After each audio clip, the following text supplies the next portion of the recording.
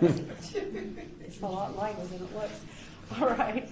I'm going to call to order the Parks and Recreation Advisory Commission. I'd like to see if we're in compliance with the open meeting law. Yes, we are. Very good. And would you like to take roll for us? Thank you. Chair White, excused. Vice Chair Bastian, Here. Member Armenian, Here. Member Aker, excused. Member Sherman, excused. Member McCurdy, Here. Member Thompson, excused. Member Becker, Here. Member Tabor, excused. Member Gabray, excused. Member Schultz, Present. Member Henley, Here. Member Lozano, Here. Member Dodo, Here. Member Niker, excused. And you do have a quorum. All right, very good. Items listed on the agenda may be taken out of order, presented. Two or more agenda items for consideration may be combined, and any item on the agenda may be removed or related discussion may be delayed at any time. Backup material for this agenda may be obtained from Luann D. Holmes, City Clerk, at the City Clerk's office at 495 South Main Street, second floor, or on the city's webpage at www.lasvegasnevada.gov. We will move on to item number 3. Public comment during this portion of the agenda must be limited to matters on the agenda for action. If you wish to be heard, give your name for the record. The amount of discussion as well as the amount of time any single speaker is allowed may be limited. Do we have anybody who wish to come forward? All right, hearing none, seeing none, we'll just go ahead and introduce at this time before we move on to agenda item number 4, our newest commissioner. So would you like to introduce yourself and give us a few comments about what ward you represent and anything else you would like this board and audience to know about you? Thank you. Good afternoon, everyone. My name is Armando Lozano. I'm going to be representing Ward 3. I'm happy to be here. It's something new for me. I've never done anything like this. I currently work for LVMPD. I'm a corrections officer, and I work over here to the side of us, to the east at CCDC. So hopefully I'll see you guys there. Thank you. Well, thank you and welcome aboard. We appreciate you joining us and participating in our advisory Thank you. commission. Thank you. All right, we'll move on to item number 4 for possible action to approve the final minutes by reference of the regular meeting of February 7th, 2017. I move that we accept the minutes as presented. All right, thank you. Second. Larry Schultz, Ward 6. Second, Mike Henley, Ward 2. All right. All in favor? Aye. Aye. Any opposed? All right, we have approval then. Moving on to item number 5, report by the Department of Public Safety regarding issues at city facilities and parks, all wards. Good evening, Officer McGregor. I apologize, I don't have anything of an official report and the numbers of arrests or citations. Our clerical staff is overwhelmed with some reports they're doing. So I put together an overview. This month, our unit assisted with the Vice President's motorcade to and from McCarran. We took great honor in participating in that. Also, community policing, we're currently putting together an event to take place at Doolittle for Easter in conjunction with Metro. And we're getting more and more involved with the community policing aspect, and we've got different contacts in different area commands with Metro community policing officers. Also, we had an apartment complex burned down, and they used Chuck Minker facility for 3 days to house the displaced people, and we did hourly checks and stood by to make sure that everybody had what they needed and they felt safe and knew that nobody was going to bother them. So that went on this last month. We've been assisting the muni marshals with picking up wanted subjects that gave the judge a call and want somebody picked up or whatever. A lot of times they're shorthanded, so we've been helping them with that. At Betty Wilson during the Mayor's Cup, We had a report of an individual using counterfeit $100 bills to buy merchandise, and we caught up with him in an unregistered vehicle with stolen license plates, and he is now in your facility. He's a guest. We also have been assisting, we've had more calls assisting, like animal control. We had one woman who was pinned against a fence, and we had an officer show up and assist her until animal control and the owner could come get the dog. She wasn't hurt. We've also had numerous calls, parking enforcement, people just stressed to assist them and keep the officers safe, keep peace at the scene. There were some questions on how the new marijuana laws have been affecting. A lot of people don't seem to understand that marijuana is legal, but you have to be 21, and you can't be sitting in a park or a public place. You have to be at home. And so we've been doing a lot of citations or warnings, educating people that you can smoke at home. And if you're underage, you can't. Also, we had arrest for imitation narcotics sale. The individual seemed surprised that you could get arrested for selling oregano or whatever it was that isn't actually marijuana, or white powder or whatever it was. We test it, and it doesn't test for any of the different drugs out on there, but you still get arrested for selling. So he was surprised, so I thought I'd let you know that's also a crime. And for some reason, this week, Fremont Street was still the busiest, always. We get a lot of, just people get inebriated. But there were a number of individuals that it's called Legal 2000. We take custody of them and turn them over to an ambulance, and they go to the hospital because they're threatening to commit suicide. We had a number of those this month. But none of them succeeded. They were all treated. So that's, unfortunately, I don't have any numbers for you. Any questions? Yes, Larry Schultz, Ward 6. So is it possible that the typical summary that you would provide us at this meeting can be forwarded to us at a later date, like within the next week or so? I will let my sergeant know. It's the clerical staff. Lynette, not Lynette, but Nancy Weber, that used to give this news. She's on light duty. She was helping put that report together, and she's out with knee surgeries, and then they had another report. But I'll Just see in the why next not. maybe week or 10 days or something. Do we have everybody's contact information? Just send it to me. Send it to you? Okay. Definitely. We'll take care of that. Through the chair, Commissioner? McCurdy, Ward 5. What is the status of increased security at Doolittle and the basketball court? There have been a couple of shootings in the last 2 weeks. Right? We do regular patrols, increased patrols over there because of the ongoing situations. Right now, though, Because everything is happening in the 800 block of Lake Mead, right? right, it's been pretty busy, and we do have an officer. It's one of our directed patrol areas, and we hit it all the time, and we always just covered again this morning in briefing. So we go numerous times during the day and check on it, and we haven't run into anything. Well, most everything is happening in the midnight hour.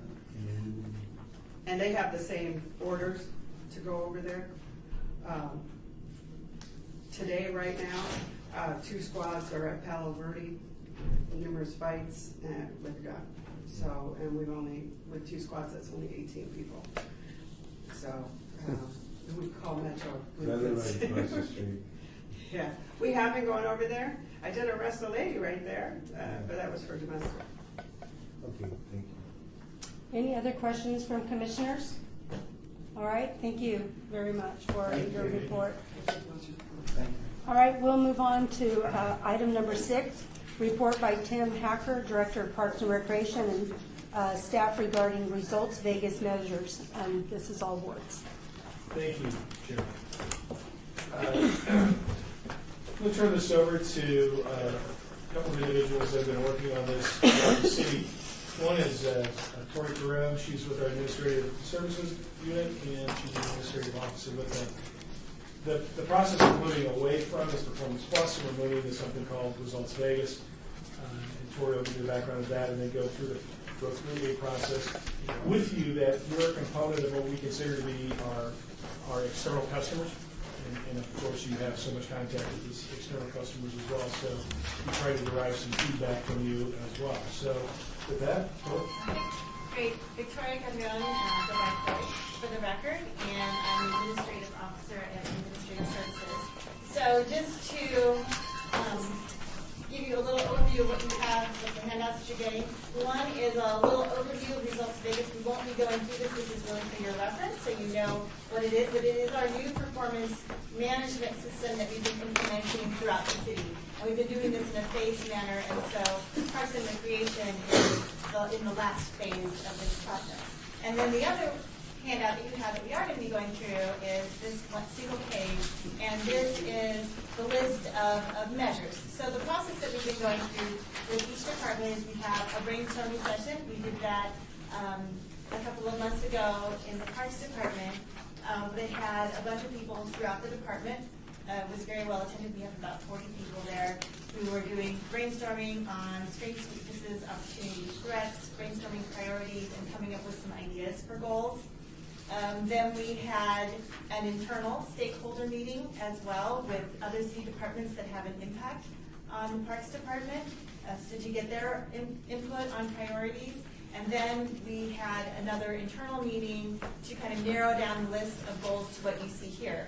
One of the big components of Results Vegas is having that stakeholder input, and the Parks Department has decided to have both internal and external stakeholder input. The key idea that's different from the previous performance management system is that we're really focusing on one big key performance indicator for the entire department, and then several supporting measures that support that. So the key performance indicator is supposed to be bold, audacious, outcome-oriented, really expressing the direction that you want the department to go, and really trying to narrow down the number of measures that we have, because previously, citywide, we had 600 measures, and so it was hard to know what was important. So with that, I'm going to go through and get your input on these. We only have 20 minutes, so we'll just use our time wisely. So first, the priority, overarching priority that the staff has come up with so far that we wanted to relay is providing recreational opportunities and socialization for all ages and abilities to help people improve their lives, health, education, and quality of life at an affordable cost. So that was kind of the big overarching priority. And then with that, this is the first thing we'd like to get your input on is the key performance indicator. So in order to provide recreational opportunities and socialization for all ages and abilities to help people improve their lives, Department of Parks and Recreation will increase attendance by X% to be determined by year X, also that year to be determined. So that's the overarching measure that has been come up so far, and so we wanted to get your input on if you think that fits the description of what I said earlier, one big overarching goal for the department based on your expertise as commissioners. Chairman White, thank you for coming in. When you say X and X, recognizing that the consensus has the ability to determine if that's practical, how are you determining, or what's your approach on X and X? So I think the idea is that we're going to look at data that is currently existing and come up with a baseline. So, and then figure out what is a reasonable but yet ambitious goal to increase the attendance by. Because obviously you have capacity, maximum capacity issues. So, so it needs to be a realistic goal, but also one that's ambitious that you can achieve.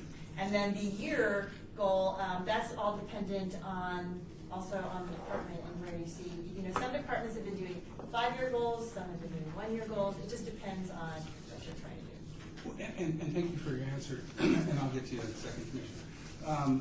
Recognizing that the data is the appropriate thing to look at, what aspects? Because there's trends. Right. And if you look at as you look at those trends, sometimes you can predict and sometimes you can't. But there are, I think, some documents that allow you to look at the trends that are projected based on certain things. Right. I know that part of the issue has been that getting more and more accurate data I mean, correct me if I'm wrong, you know, that's been one of the goals. So I think this fiscal year, there's been a big effort to try to improve the accuracy of the data. And so I think that the baseline is going to be this fiscal year, right? And so that's why we don't quite know what the number is, because the data is kind of. Yeah, and I applaud you for, Yeah. don't get me wrong, Yeah. I applaud. This is a bold effort to predict, and if you don't, then you don't have that glorious goal to achieve. Right. So I applaud that, and I'll talk to Director Hacker just to get some better clarification, because I'm very familiar with recreation myself. Right. So, Commissioner Strokes? Yes, Larry Schultz, Ward 6. So when I see this rough objective, I think that's good, because obviously more activities, more people are always good. But as you know, I'm certainly familiar with visiting some of the centers and, you know, Centennial Hills, which I'm most familiar with, but other centers as well. And those places are always hubs of activity. There's a lot of feverish things happening and a lot of stuff going on. So obviously, as you expand, to me, I look at, you know, there's, you know, the resources to do all this are not elastic. So there's some point at which you can expand, at some point at which you say, whoa, we need more resources. So how does the resource dimension couple with the goal dimension? Right. That's a good question, and Adam, would you like to? Yeah, Director Hacker, that's really where the city manager is trying to drive this in the city council, is that this should tie into our budgetary requests and our process.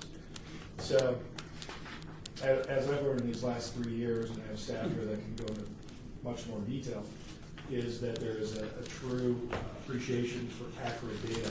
So over these last 3 years, we've really been just trying to make sure our data is very accurate. Attendance is one of those big things. The city also does a community satisfaction survey on an annual basis that actually asks questions about satisfaction with parks and recreation and different elements of it. Additionally, we have the ability to survey patrons that use the service, and so that's really what Tori's mentioning, is we got to get our data that we have as a baseline, and then we have to decide what's plausible with the current facilities, and or if we're seeing growth in certain areas, to drive budget towards satisfying needs in those areas.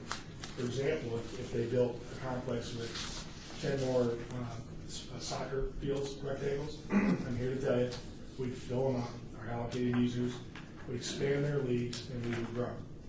But that's a big capital investment. Never going to get to the big capital investment if we can't prove that there's a high demand. So it's really. So this is foundational to other questions. Absolutely. Okay, that's what I was trying to understand. Right. Thank you.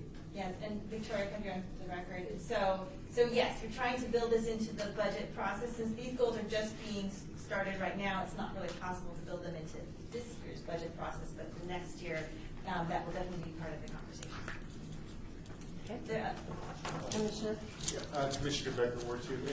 Just in a general sense, just to reason over it, one thing that did catch my eye is I'd be quite careful in defining a term like tax subsidies for parks and recreation, only in that I don't really think that that's necessarily what we mean. We're not necessarily, the city's not subsidizing programs with tax money. It's really citizens' money that's passed through the city to that. So you could call it something else like revenue, et cetera, or just those kind of terms. And I think we've had that kind of problem in the past. I know that we want to get to a point where we're reducing the overall cost of the city and participants can pay for a certain percentage breakdown.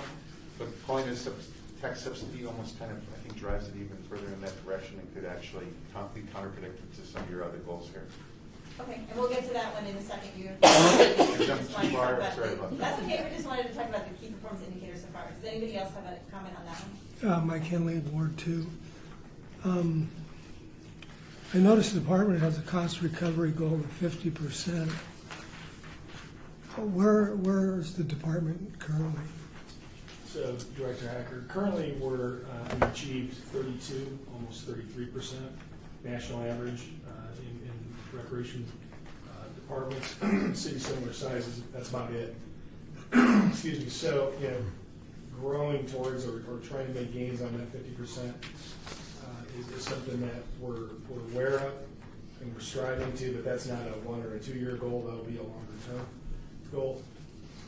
But we do believe that there's an attraction to city of Las Vegas as far as, our fields or complexes and people that want to come visit, enjoy some recreation and sport, and probably also enjoy other aspects of Las Vegas. So we're not going to shy away from that, but we're trying to do so in a very dutiful fashion because we do have the citizens that are here year-round that support our programs, and that has to be, as in our key overarching objective, is affordable. So that's a balance. I just have one question. How are you defining affordable cost in your key performance measure? So that was in the priority, so I mean, that is to be defined by the department as you go along, as you set your fees and try and keep that in mind. But I think that was the idea, is that's an overarching goal, but it is certainly a balance.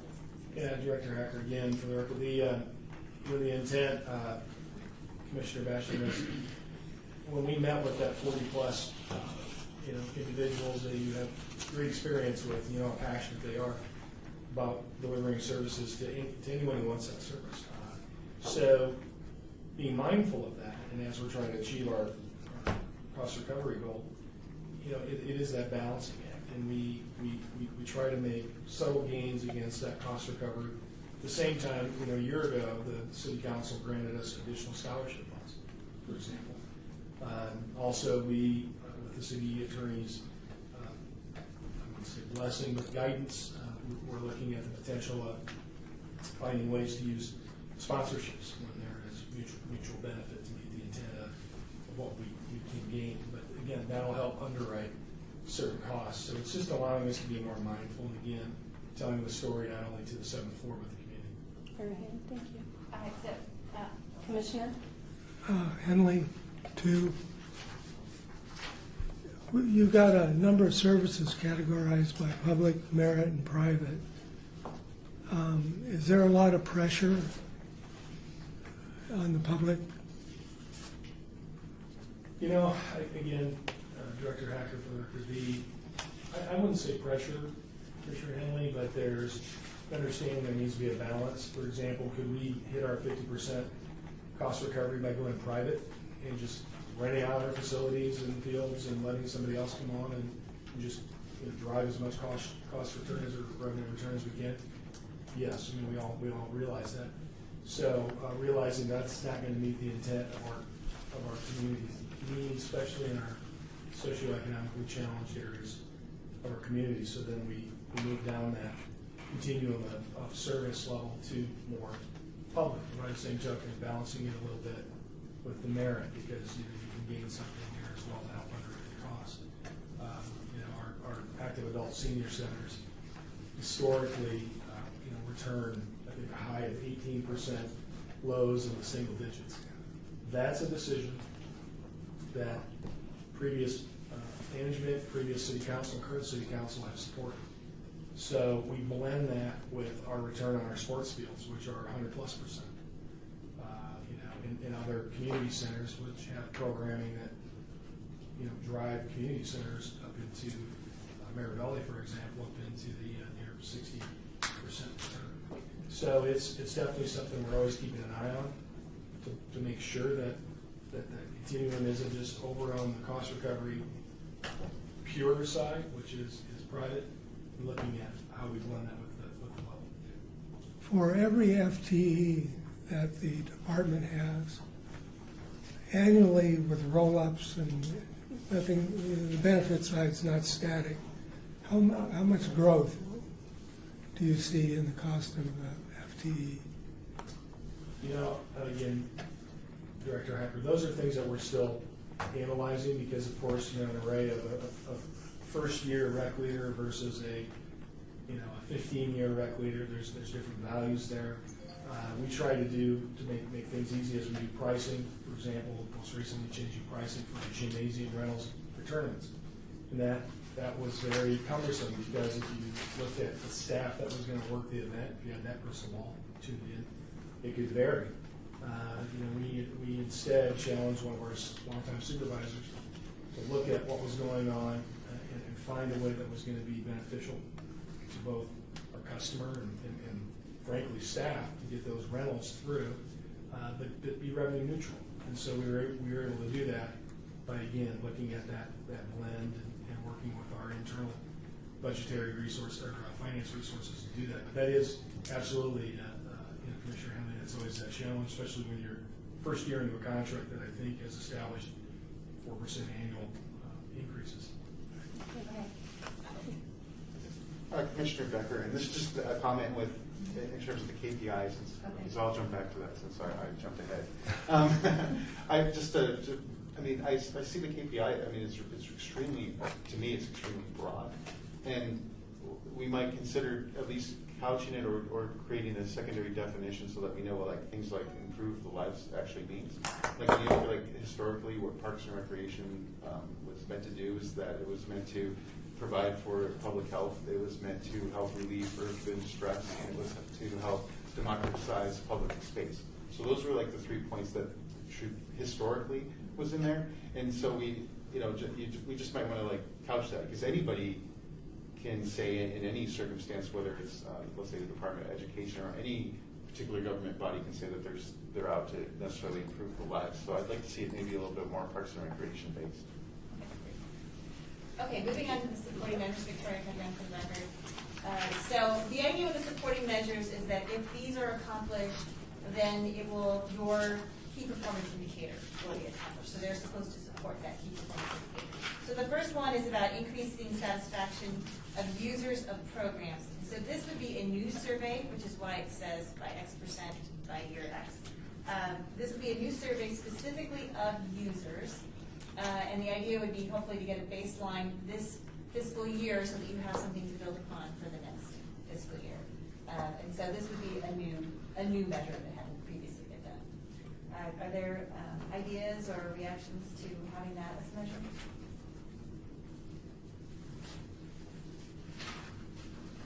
When you, Billy Bastion, when you say there hadn't been any, did I understand you correctly? You said there hadn't been any satisfaction surveys done Of previously? users, specifically of users. There's a citywide satisfaction survey that I'm going to go to in the next measure, but that is of the general population, so some people are users and some people are not. If Tim Hacker, Director, Thank you. for clarifying. As you all know, Sebastian, there is time to time different programs have, Marianne Scientific have requested feedback from users. There's no doubt that has occurred. This is, again, to make sure that we have good data collected in a consistent fashion. It's using elements of our computer software, RecTrack, that we maybe haven't utilized in the past. And so we've started doing that, and we're going to continue to do that on a more consistent basis. And again, so it's always going to be apples, not the whole fruit basket array that you get when it's left up to an individual, on that rec leader level. That's just trying to get a certain level of impact or response back. So we are going to work on that. I think it's an excellent measure to understand and gather feedback from folks that are using the programs and activities and so forth.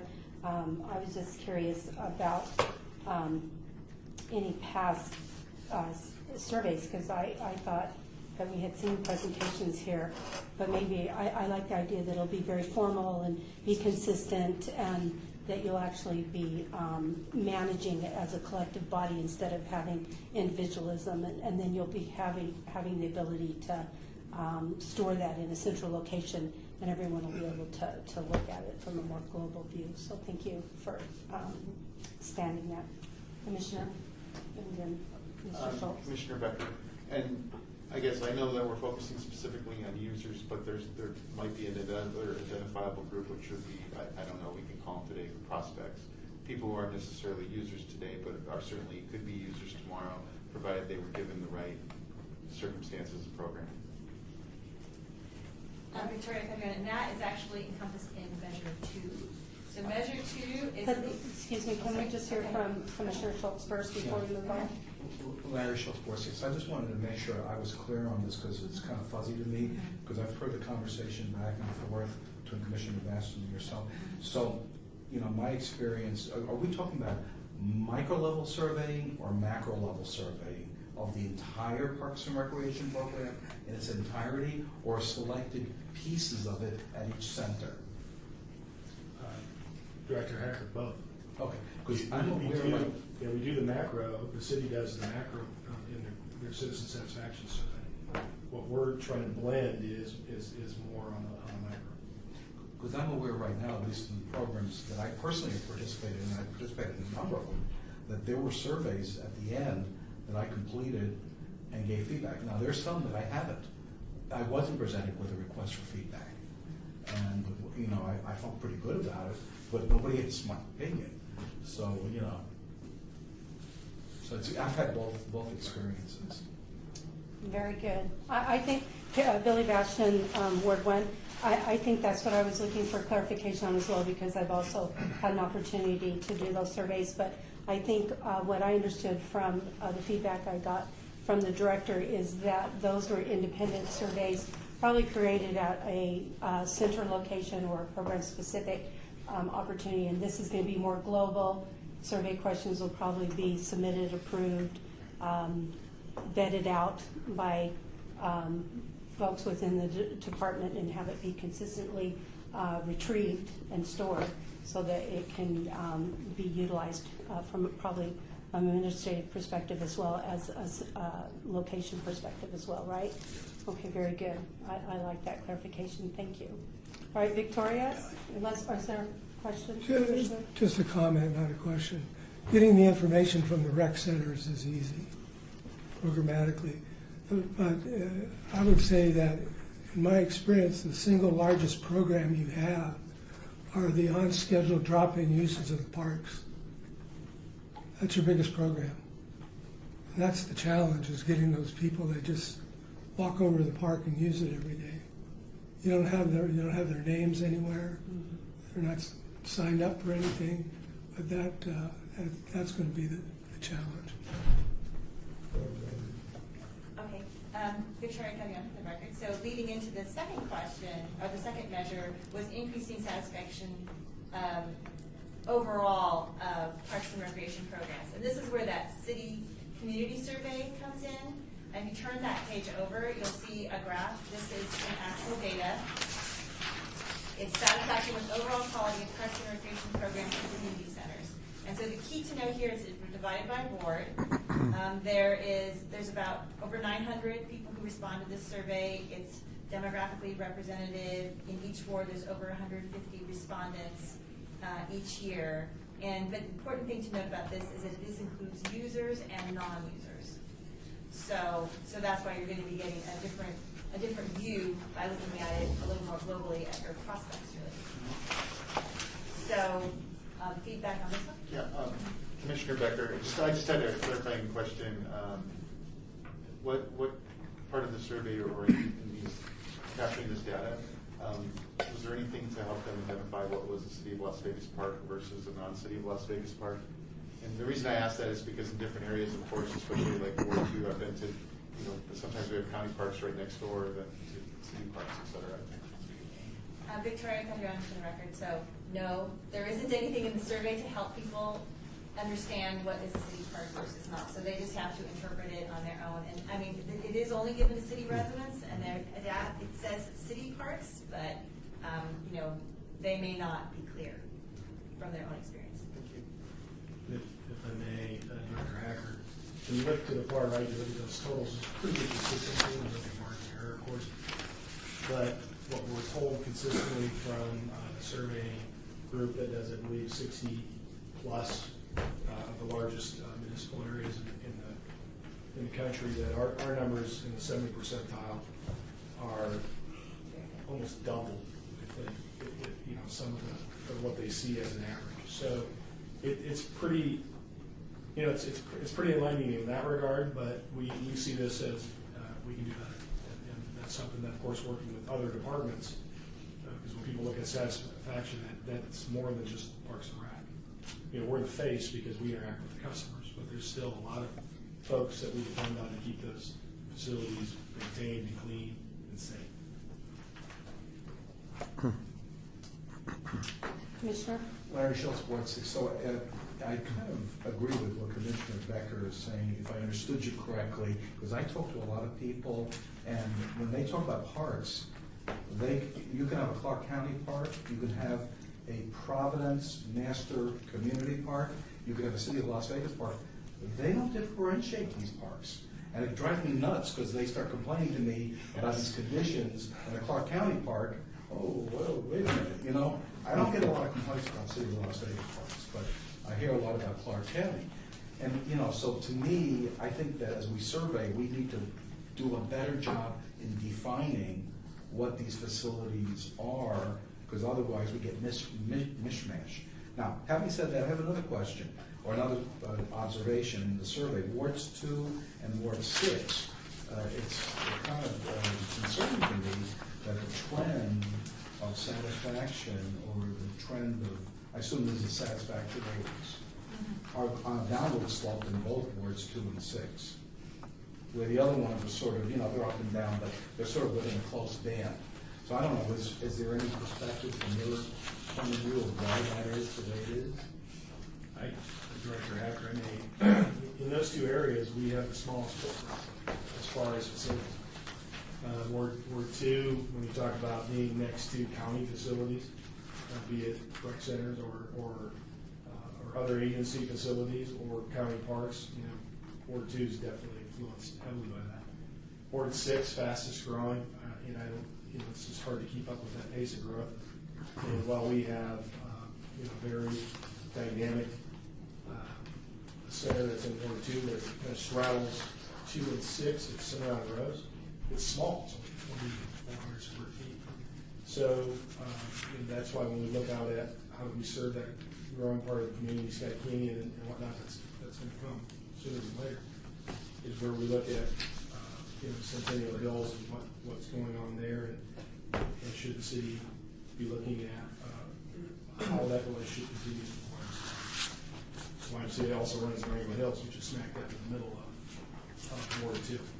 So again, we don't have much of a presence or a footprint there, and that's been discerning to me over these last few years, because I think that's reflected in these satisfactory surveys. Okay, Victoria, would you please proceed? Okay, Thank you. so on to number 3. This is the one regarding the tax subsidies already been discussed, but the idea was looking at this a little differently from the usual cost recovery measure. So this is really just the inverse. It's usually the department has been reporting a 30% cost recovery. So this is looking at it the other way, saying it's a 70% tax subsidy and trying to reduce that. And certainly the language could be looked at in terms of how it should be displayed. Yeah, Director Hacker, Commissioner Becker, we don't necessarily disagree. In talking with the big group, staff, it's, again, I think to try to help take some of the air out of the balloons that we hear, in our centers when we raise fees and things of that nature. But if they don't understand how much the community supports the programs in the various centers to what degree, it's very easy, $1 here and $1 there just to be complaining, where you're showing that, well, that's only going to raise us from 30 to 35% or lessen the community, the non-users, technically, support. So try to change that mindset a little bit, to understand that successful program and department is one that is built on a user base that's willing to pay a fair share. Sure, if I may, Commissioner Becker, I know that we don't necessarily disagree, but just to keep in mind that you don't necessarily have to use a Parks and Recreation facility to benefit from a Parks and Recreation facility in your community. So when you are having those kind of conversations, you might include that in that conversation, because the quality of life and the increase to the community, including property values, goes right along with the level of Parks and Recreation in the community. So you benefit even if you never actually use those facilities yourself. And it also keeps down crime. It keeps children engaged after school. All these programs, and we consider things like having been part of in communication for Parks and Rec so long. When you consider, the value of a tree, and I don't have the exact number, but it's around, per community, it's like around $250,000 when you start to add up carbon reduction and all those extra things, right? And when you start to add that up, you have to think about the fact that you might not have sat under that tree, but you certainly still benefited from that tree within your community. At least that's always been my perspective. So. last statement. All right. Okay. And the last measure is going to the health issue that we discussed earlier. So this would increase the number of health-related fitness classes, memberships, leagues, and seminars from a certain number that hasn't been, the baseline is still being worked on, to a new goal by the new year. Other thoughts on this one? Great. Okay. I support it. Having used that portion of the program, I am a big believer in that. And it's very valuable. Right, so I think staff is still kind of going through all the course schedules to identify those specific ones and how they're coded, so how the baseline is. Any other comments from commissioners or questions that you might have for Mr. Hacker or Victoria? Thank you for your participation, commissioners. I thought it was a good presentation, and I thought we had some healthy pointers to give to you and to the department. And so we appreciate you putting this on the agenda. Thank you. Can I just give you a little bit on the next steps? So the department will go ahead and finalize its list of goals, and then those will be presented to the city manager's office in a meeting in April, and then will become part of their annual strategic business plan, which will be submitted in June, and then will be available on a public website. It's called the Results Vegas website, where you'll be actually able, the public will be able to track the city's progress on its goals. Thank you. Billy? Yes. Henley, Ward 2. Tim, does the Valley still, all the agencies as a whole, they don't recognize non-residents? Director Hacker, we don't differentiate. Right. The City of Las Vegas. Unfortunately, I think Henderson did adopt pricing that does differentiate between resident, Clark County, and non-resident. And I believe they're the only agency that's done that. In the metropolitan Yes, area. done more. All right.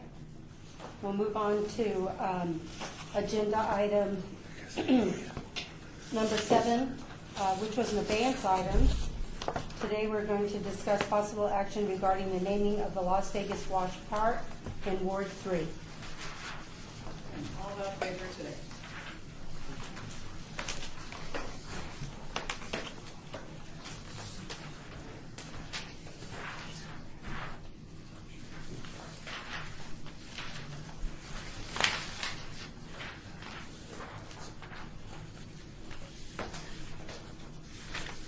So I guess I can start it off. So Kelly Schwartz, Parks and Rec. As we discussed at the last meeting, for those of you who were here, we talked about the park naming suggestions for the Las Vegas Wash Park that's in Ward 3. There was quite a few suggestions that we received at a public meeting that was held in February. And there was quite a few questions, obviously, from the commission regarding the discussion on the park naming. So what Director Hacker had asked that we do is provide you guys some background on 2 of the names, just so you had some more information about them. And then in addition, the map that I'm handing out has Clark County parks that are listed in the area, as well as City of Las Vegas parks. And then the park that's in purple is the area that we're discussing for the naming. Yes. You need it? Okay. Yeah, these were attached actually to the agenda that Ashley had sent out. So you don't need it? All right. So with that, the list I had given you is the same one that I had passed out last week as well. So you guys, it's open up for discussion. I'd just like to give the commissioners about 2 or 3 minutes to look over the materials that's been distributed to us. So we'll kind of take a moment for that. Madam Chair, Yes. can I ask one question if I'm Yeah. deliberating? Yeah, just identify your name first. Commissioner McCurdy, Ward 5. Doesn't Beck and so have a park named after them in the Northwest? They do. We had done that a little over a year ago Yeah. with the commission. Each one of them has a park. Yeah, that's what I thought. Every name that was submitted from the town hall meeting was included on this list. We just didn't want to eliminate anything. So that's why that name is on here as well.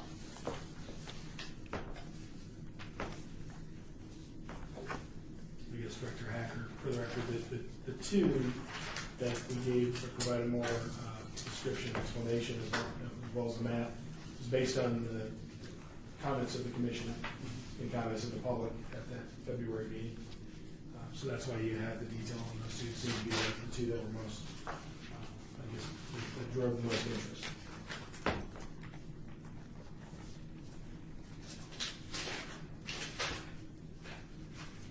And Commissioner Becker, just as a reminder from the, I believe it's in the minutes, it seemed like the community itself, the residents that we heard that day, and also what the representative of that ward had told us, the two names that they were considering most were the Cesar Chavez and the East Washington Street Park. Okay. Is that the America's First Park? Is that the one with Cedar? What's that? Is that, Those are just the two names that they were discussing at the last meeting. We discussed most of the East Washington Street Park and Cesar Chavez Park.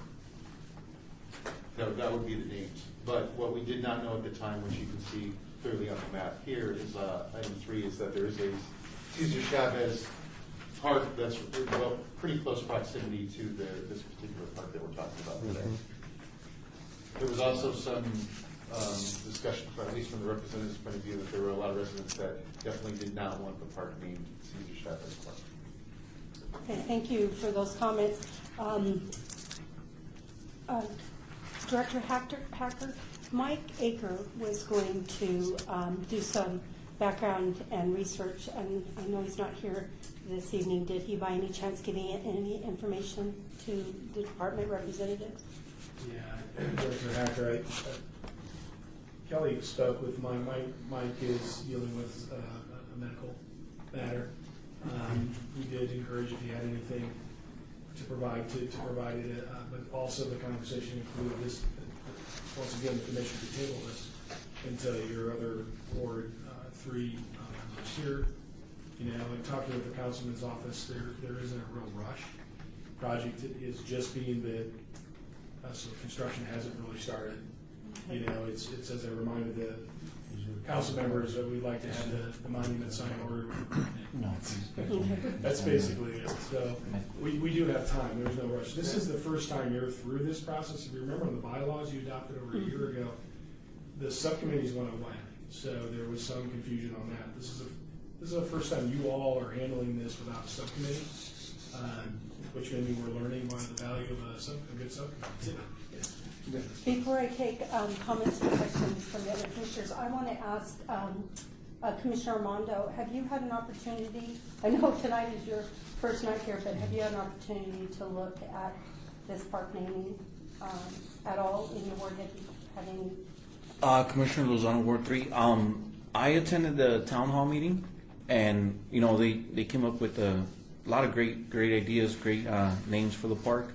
I did get that feeling that some of the people that live around the area didn't want it named Cesar Chavez Park. Another great name that was brought up was Antonio Armijo.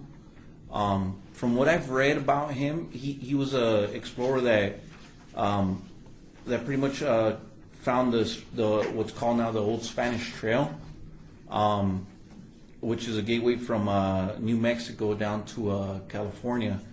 And he had Rafael Rivera was an explorer that was in his group that kind of ventured off on his own, and he found what is now Las Vegas.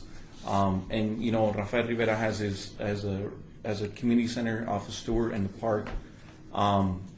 So a lot of them were leaning towards Cesar Chavez Park, but again, the issue is that there is a Cesar Chavez Park up by Hollywood. Pretty much that's it. But I mean, Cesar Chavez, there is a national day for Cesar Chavez.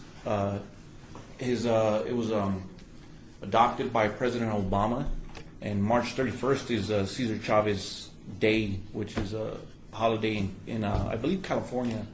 And some of the demographics around that area, Washington and Lamb, right between Lamb and Marion, are predominantly Hispanic. So that's kind of where that name came from, how it would be fitting. Thank you very much.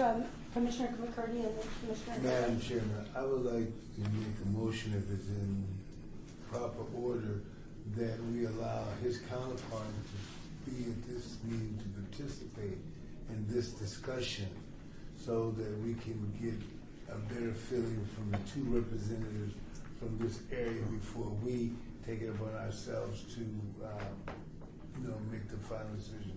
So I'd like to make a motion, if it's in order, to table this until the next month, April's meeting, and give the two counterparts, our two counterparts from Ward 3, to evaluate this.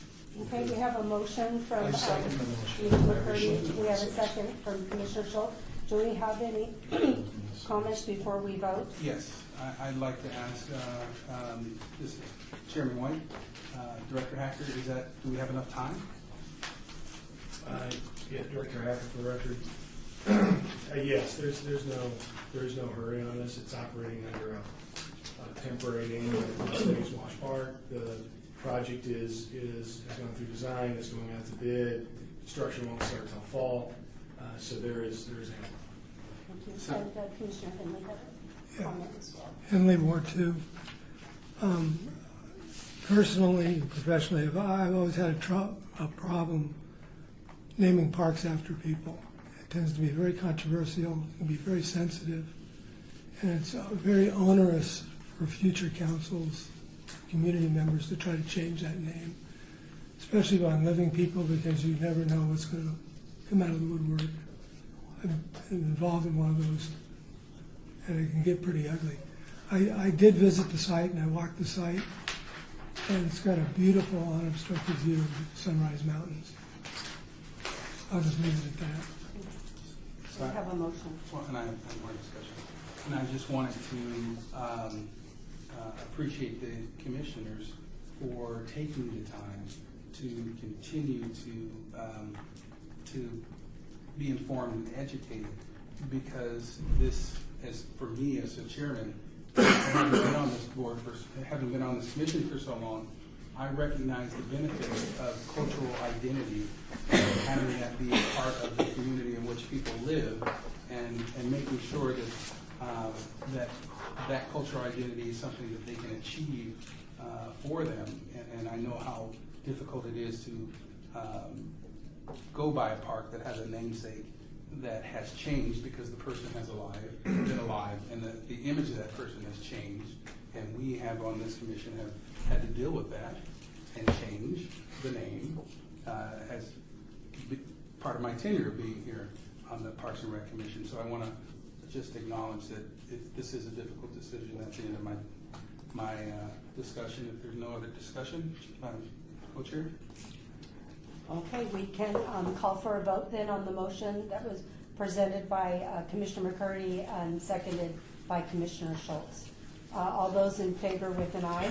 Aye. Do we have any opposition? The motion passes. Okay. We'll move on to agenda item number 8, report by Tim Hacker, Director of Parks and Recreation, regarding upcoming Department of Parks and Recreation activities. All wards. Thank you, Madam Chair. The reality is we've been pretty thick into adult Vegas, as you heard. So it's always a process to switch from one approach and style to another.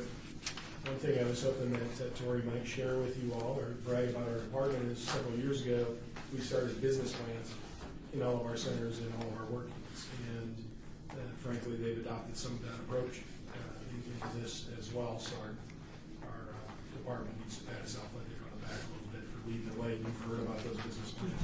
We presented them to you. And, you fortunately hear from our talented staff as they come and make presentations. So that's taken a lot of time. I think the more exciting thing that's going on for the department right now is Corporate Challenge. It's our signature annual event, and it's underway. We again had 60 teams, which matches our mark last year, which was an increase from previous years. And opening ceremonies were Saturday. And the executive relay, which I participated in, took home a bronze. I won't. It's because I was the captain of both teams. Captain. Well, if that's the case, then I will share. Last year we had gold. I was captain. She wasn't captain last year, so maybe that was the difference. Did you pull a hamstring last year? No hammies were pulled, but we do. There are events almost daily going on somewhere in the community. I'll just report to you that I've given up on dodgeball. I threw my arm out immediately last year. The tiny wiffle ball things that are just impossible to throw. Well, I'll be participating in flag football chair. Why I don't think I'll be very active, so I wouldn't necessarily commit your time and resources to that. But people are having fun. It was a great opening ceremony, and we just hope the weather stays nice for all the events.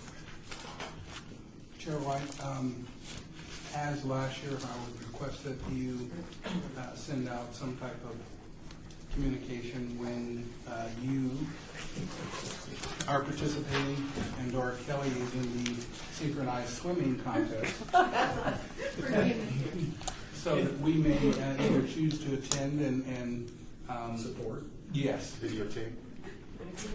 And Maggie too, we want to see Maggie, what she did. And I would encourage the commissioners to, if they're going to make a bad joke, say their name before they. But I would, my point being, if you could just send out the small stuff. Absolutely. So are there any other questions for Commissioner Haggard? I just have one. I know you have a recruitment going on for another manager, and I'd just like to make a request that when you have that manager on board, if you'll bring your 2 new managers at that time, we'd like to be introduced to them. Okay, if I may, yes, we are just retired earlier this year, and so we're actively in that. Also a supervisor, Phil Thompson, retired. So we're actually focusing on the supervisor position because of our need in MSU and special events and a lot of corporate challenge support. So we're focusing on that. That's all internal candidates, and hopefully within the next few weeks we'll have sorted through that and be able to report back to you on that. The manager recruitment was national. We had 160 applications, almost 80 made it through the minimum qualifications, and so then HR forwarded about 40 to us that they thought were exceptional, and they are exceptional. And so there are a number of even local candidates, not only on staff, but there are candidates throughout the community that are piquing our interest. So hopefully in the next few weeks we'll narrow that down, create a list, and start that process. But I don't think we'll have anything to report back until late April, maybe part of the meeting in May. But we will definitely bring the selected candidate. Thank you. Okay, any other questions for Mr. Hacker or comments? Just one quick question, Commissioner Becker, and this might be kind of like, it's related but not maybe one-off, so I apologize if it's not the appropriate time, but I was under the impression that we were going to talk about the condition survey for parks and give feedback at this particular meeting, and since we aren't today, should we forward our suggestions along by email, or what would be the best process? Absolutely, Director Hacker. I made the executive decision to keep that off the agenda. As you can see, there was some business we need to take care of. We need to get the results Vegas process done. Jerry, as he told you, is formulating his approach. Jerry Walker, Director of ONF. He doesn't plan to formally implement it until January, if you recall. So you have plenty of time. Commissioner Schultz has forwarded some great feedback as well. And again, this is operations and maintenance's process, and so we'll respect that Jerry is doing something that is relatively unique, and I think Commissioner Bastian can confirm that unique, and it's a changing culture, and we're really pleased with what Jerry's doing in that regard. But yes, please, if you don't forward it to me, we'll make sure he gets it. Great, excellent, thank you. Thank you, Commissioner Becker, for bringing that up. Okay, we'll move on to agenda item number 9, citizens' participation. Public comment during this portion of the agenda must be limited to matters within the jurisdiction of the commission. No subject may be acted upon by the commission unless that subject is on the agenda and is scheduled for action. If you wish to be heard, give your name for the record. The amount of discussion on any single subject, as well as the amount of time any single speaker is allowed, may be limited. David Lopez, welcome back. Hello. I do have some prepared remarks. Good afternoon, Commissioners. It has been a memorable, educational, and inspiring time for me as I served the constituents of Ward 3 for almost the last 7 years. I have been grateful for the support and opportunities I had to serve and represent the issues of my neighbors. I will greatly miss this commission as the time for me to move on, I suppose, has come. I had many ideas and concerns that will probably not be heard by this commission, at least in my official capacity. I didn't resign from this position. However, I do respect the decisions made by my councilmen and my staff members. However, I do respect this. I have been assured that my concerns and opinions of my community will continue to be heard by Rosa, Jerry, Tim, Kelly, and the rest of our staff.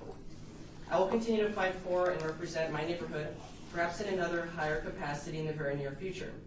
As a city employee, I plan to continue representing it with great honor and respect and humility, whether it be in this office or in any office. I love Las Vegas very much, and I won't leave it behind. The city of Las Vegas needs us to ensure its continued prosperity, its success, and its sustainability. And I assure you that we need the city's success as well for us to succeed. Again, I value and I thank you very much for your support from all the members of this commission. Thank you for everything you have shown me. Thank you for this inspirational time in my life. Thank you for this opportunity very, very much. What I learned here will continue to benefit our city. And in closing, I would just recommend to anyone who comes to this board to just please be involved. Please knock on doors. Please get the opinion of your neighbors. Make calls. Go to your park. Go to your councilman's house if you had to. Call their office. Be involved. Go to the meetings. Be engaged. Don't abandon your community.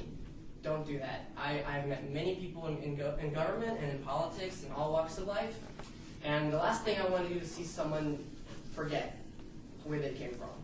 So be involved, be engaged, and don't forget your community, because in the end, that's all that really matters. So I think that's about it, and I value every moment that I had on this commission. And as I said in my statements, I'm not going anywhere. I will be here. I will be attending all of our meetings as I can. I will be going to all of our events. I will be visible to the public. I think that I'm moving on to another area, perhaps, within the city, and I will continue to be involved in the decision-making process. So I appreciate everything that you've taught me, and I am excited and optimistic about what lies ahead. So thank you. Thank you, David, for coming back and Sure. giving us an opportunity to hear your send-off. Sure, it was my pleasure.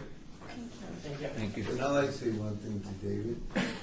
As I have been on this commission a long time, I think you've done an excellent job in serving your constituents and your council people. And I think it's greatly admired of you that you come and do this solicitation. But I think it's better since you came here unemployed, you leave this commission employed with the city. So I want to thank you very much for your participation. And I second that. Thank you. So, and as Chair White, I am very, very, very proud of you and having seen you grow over the 7 years, watching you come in, and now understanding that you've never, never, never given up on your ambition to be an asset for the city. So continue on and make us proud. I'll do that. And Thank you. as you stated, and as I've always stated, bring your issues to this commission from your constituents so that you can have something for us to try to champion in your own area. And I think you just reiterated that. I appreciate it. Thank you. All right. Well, All thank right, you. very good. With that, Commissioner Schultz? Yes, I have comments to make too. Okay. Okay, so I'll be brief. So two things. One is, at our last meeting, Thank you, there was mention made of the park ambassadors, and I've heard about that before, but all of a sudden I had this curiosity, well, how do the park ambassadors tie in to the park commissioners? So I sort of meandered my way to find out, okay, for me to learn more about that, because I know Ward 6 now has 6 or 7 park ambassadors who I never met and never had any interface with. I said, okay, maybe it's time now I find out more about this to see if there's any synergy that can occur between this body and that body. So I was informed, I guess, that Stephanie Richards of your staff will be having a meeting this Thursday at 9:57 a.m. I've never heard of a meeting at 9:57. And I will be attending that at the Deerfield Community Center to understand more about the program. But if any of the commissioners here have any guidance for me as I go to that meeting on Thursday about this or what my expectations should be, certainly would want your feedback. Okay. I can talk to you afterwards. I'm a park ambassador Okay. in Ward 1, which is different than the appointment to this board, so. Yeah, I know it's different. I just want to find out what the synergy is between us and that body. And the other comment I would make is in Ward 6, we had an event this month, and it was a field trip from the Adult Center to Casa de Shenandoah, which is a wonderful trip, and it was so well handled by Lonnie's team and by Tanya, and it was just another one of the events that every time we go through these events, is that, oh my God, the city has all these wonderful resources. It's Wayne Newton's former home. There's all these wonderful resources, and how fortunate we are to have the programs available. It's like enriching, it's fun, it's educational. And thank you. Mr. Chair, for the record, I would like to let you know I'll be on travel in the month of April. I think the April meeting is April the... One month from today, around the 7th, 8th, or 9th. Is April the what? 4th? First Tuesday. April the 4th, am I correct? But anyway, I'll be on travel at that time, so I will not get there. Thank you, Commissioner. I think that it's appropriate at some point that we always talk about the option of going dark, which I personally do not like doing. Go ahead and hit the gavel. All right, we're adjourned.